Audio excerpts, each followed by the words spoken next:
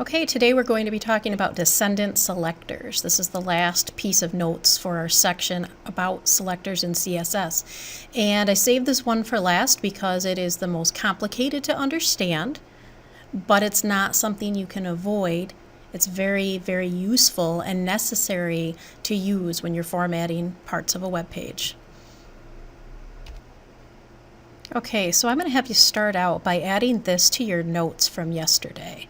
So it'll be helpful to you to open this video in a window next to your document, and you're going to add the term Descendant Selectors.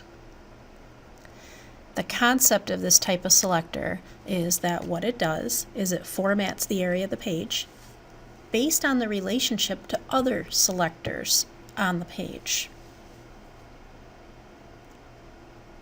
That might not make a whole lot of sense to you right now, but hopefully in the next few minutes it will.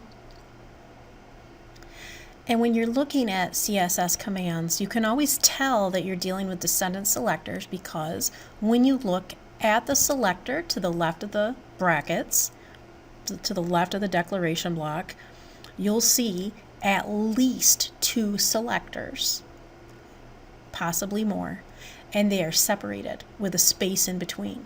We already know if you see a comma in between multiple selectors, that's what we call a group selector. But if you see spaces in between, then we have a descendant selector. And so it will give formatting commands based on if a particular selector is within another selector and then possibly further down the chain. So when we're looking at one with a descendant selector, the one that's the furthest to the right is the selector that's being formatted. So the one that's closest to the declaration block. The selectors to the left dictate the conditional formatting, and again, it's a condition. If the selector is within this one or within that one and so on and so forth, then apply the formatting. So I'm going to give you an example here to put into your notes.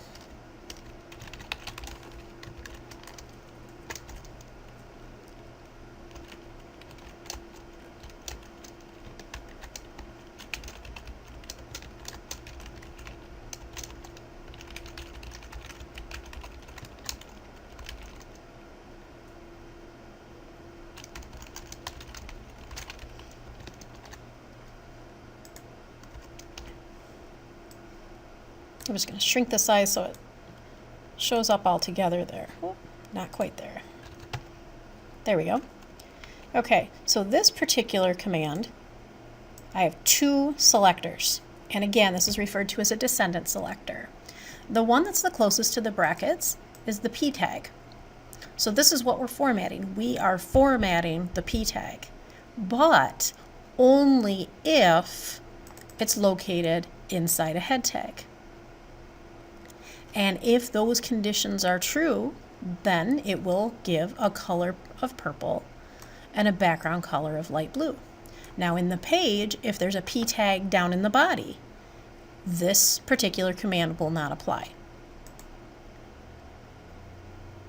Now what I'm going to do is show you a simple HTML example. I'm going to pull up a little HTML file that I created.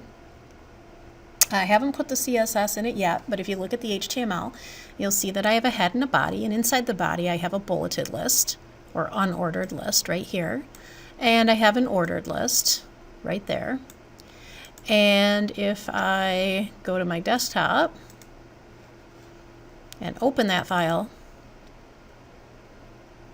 you'll see there it is. Now what I'm going to do is I'm going to go back to my HTML file, and you'll notice that my CSS today I'm doing internally. So I'm going to do an LI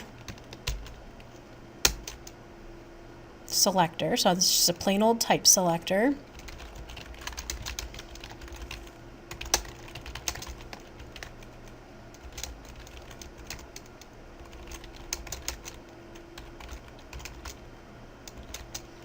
Okay, so I just added just a type selector, adding to the list items. It should change the font to Comic Sans, and it should change the size to 3M. And there it is. But let's say that I want to apply different formatting to what's in the numbered list as opposed to what's in the bulleted list. So this type selector, like I said the other day, works really well when you're trying to apply the same formatting to all the same tags on the page. Sometimes this doesn't always work. So now what I'm going to do is I'm going to try this here. I'm going to do a descendant selector. And again, I only want to mess now with the ones that are in the numbered list. So I'll do OL space LI. What I'm telling the browser here is if there's a list item command and it's inside a numbered list or ordered list, then apply the following formatting.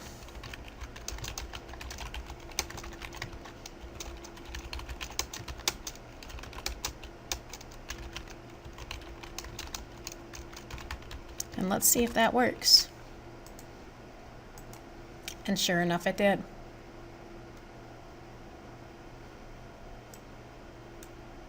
Okay, so you want to make sure that you have this in your notes.